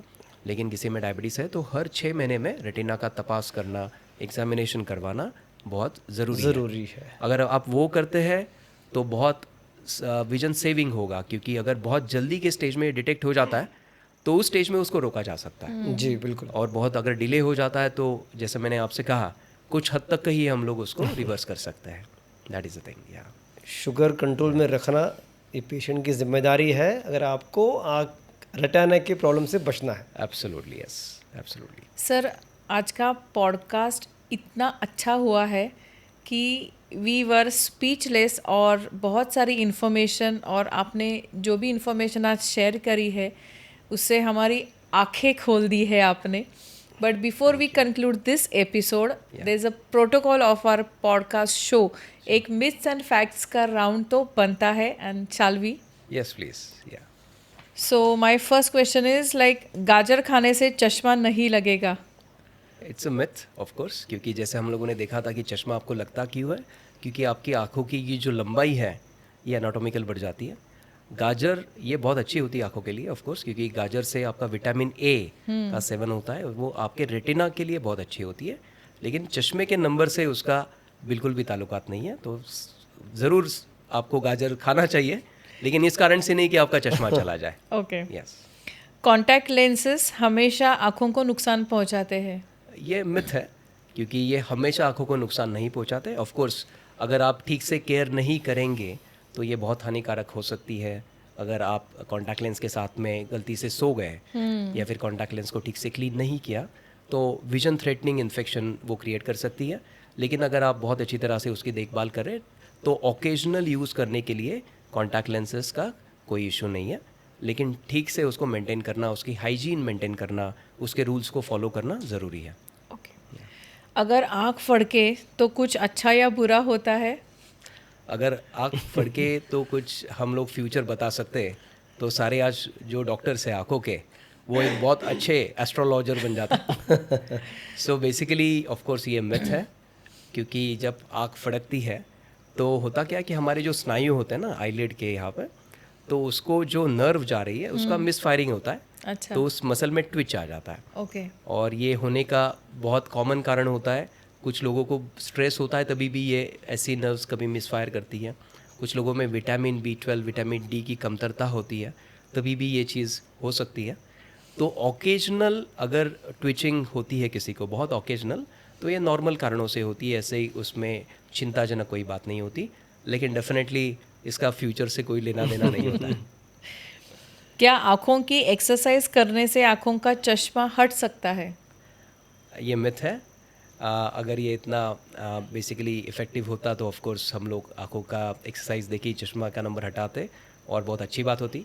लेकिन ये साइंटिफिकली क्यों पॉसिबल नहीं है, क्योंकि जैसे हम लोगों ने देखा है कि आपको चश्मा लगता है क्योंकि आपकी आँखों की लंबाई बढ़ चुकी है। ये एक एनाटॉमिकल बात है। जैसे आप किसी की आज हाइट कम नहीं कर सकते एक्सरसाइज करके, वैसे ही आप किसी का चश्मा आज एक्सरसाइज करके हटा नहीं सकते। लेकिन आँखों की एक्सरसाइजेस अच्छी होती है आपके मसल को बैलेंस करने के लिए। अच्छा। तो मसल बैलेंस के लिए it is good, to give relaxation to your eyes it is good, but not for removal of glasses. Okay. या लास्ट क्वेश्चन। बार बार आँखों में पानी से धोने से या तो splashing water in eyes it helps in cleaning eyes? ये बहुत बड़ी मिथ है और ये मैं सबको सीरियसली बताना चाहता हूँ, क्योंकि मैं जितने मेरे पेशेंट्स को मिलता हूँ, काफ़ी सारे पेशेंट्स आई एम सरप्राइज्ड कि मुझे बताते हैं कि हम लोग ये हैबिट रखते हैं कि सुबह उठने के बाद पहली बात हम लोग करते हैं आँखों को खोल के हम लोग आँखों को बहुत ज़्यादा पानी से स्प्लैश करते हैं।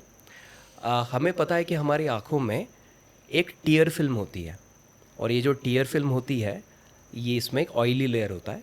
ये ऑयली लेयर का काम होता है आँखों को लुब्रिकेशन देना, और इसमें सारे नेचुरल एंटीबॉडीज़ होते हैं कि हमारे आँखों में कभी कोई माइक्रो ऑर्गेनिज्म जाते चले जाते हैं हमेशा, because we are expose to the environment, तो उसको वो हमेशा प्रोटेक्ट करते हैं हमारे आँखों को। हमारे आँखों में जो न्यूट्रिशन कॉर्निया को मिलता है वो भी इस टीयर फिल्म से ही मिलता है। तो जब आप ये पानी से स्प्लैश करते हैं तो actually you are removing the tear film from the eye which is required for the health of the eye. Okay. तो ऐसे लोगों में लॉन्ग टर्म में ड्राइनेस बढ़ती है, लॉन्ग टर्म में उनकी आँखों का जो डिफेंस मैकेनिज्म है वो कमज़ोर हो जाता है। उनको अच्छा लगता है जब स्प्लैश करते हैं क्योंकि वो कूल होता है, ठंडक तो मिल जाती है। ठंडक मिलती है, तो they continue to do it. लेकिन उनको ये पता नहीं चलता कि लॉन्ग टर्म में उनको क्या हानि हो सकती है। आई वॉश कप भी एक आता है जो लोग पानी भर के आँख में डाल के ऐसा धो देते हैं, उसका भी चलन बहुत ज़्यादा है। Same mechanism, it is the वही सेम थिंग। हानिकारक, वो भी हानिकारक वो भी हानिकारक है और काफ़ी बार इसका सोर्स आपको पता नहीं होता है ना। जैसे मैं हमेशा कहता हूँ कि इतनी न्यूट्रिशियस आपकी टीयर फिल्म है, उसको आप एक म्यूनसिपालिटी के पानी के साथ एक्सचेंज कर रहे हो है ना, तो you can understand what you are doing with your eyes. या वाओ। सर आपका आज बहुत बहुत शुक्रिया, हमने आपसे बहुत कुछ सीखा है। बीइंग अ डॉक्टर हमें भी काफ़ी जानकारी आज नए सिरे से मिली है, चाहे वो कैटरैक्ट के बारे में हो, लेजिक के बारे में हो, जो कंप्यूटर विजन सिंड्रोम के बारे में हो। तो मैं आई एम वेरी श्योर कि हमारे जो दर्शक भी आज देख रहे हैं उन सबको आज बहुत फ़ायदा होगा। और जो मिथ्स हम लोग नॉर्मली आते जाते करते रहते हैं कि आज आँख धो ली है या कुछ गाजर खा लो तो आपका चश्मा निकल जाएगा, तो ये सारी बातें उनको आज समझने में काफ़ी आसान हो चुकी होगी। आपका फिर से एक बार बहुत बहुत धन्यवाद हमारे शो में आने के लिए, और उम्मीद करता हूँ हमारे कुछ आगे वाले पॉडकास्ट पर वापस एक बार आपसे हम शो करना ज़रूर चाहेंगे। Thank you so much, it was a pleasure, absolutely. Thank you for coming sir, और आपने आपका इतना वैल्यूएबल टाइम दिया, आपका इतना नॉलेज शेयर किया, और आई एम श्योर कि हमारे सारे दर्शक आज बहुत खुश हुए रहेंगे क्योंकि उनको बहुत सारी जानकारी मिली है लेजिक के बारे में, कैटरैक्ट के बारे में, कंप्यूटर विजन सिंड्रोम, कॉर्पोरेट से लेके बच्चों तक, बूढ़ों तक, सबको। And thank you once again, and it was an amazingly insightful episode with you. Thank you for coming our show. Thank you so much sir. Thank you so much, thank you. Thank you. तो आज के episode में हमने देखा, सीखा और जाना कि लेजिक सर्जरी क्या होती है, कैटरैक्ट किसे कहते हैं और हमारे आँखों की सेहत के लिए हमें क्या क्या चीज़ों की सावधानी बरतनी चाहिए। इसी तरह के नॉलेज भरे पॉडकास्ट के लिए हमारा चैनल बातों बातों में एक मुलाकात किसी खास के साथ को लाइक, शेयर और सब्सक्राइब करना ना भूले। जल्द ही मुलाकात होगी अगले एपिसोड में किसी नए एक्सपर्ट के साथ। तब तक के लिए stay tune to our channel, stay tune, stay happy.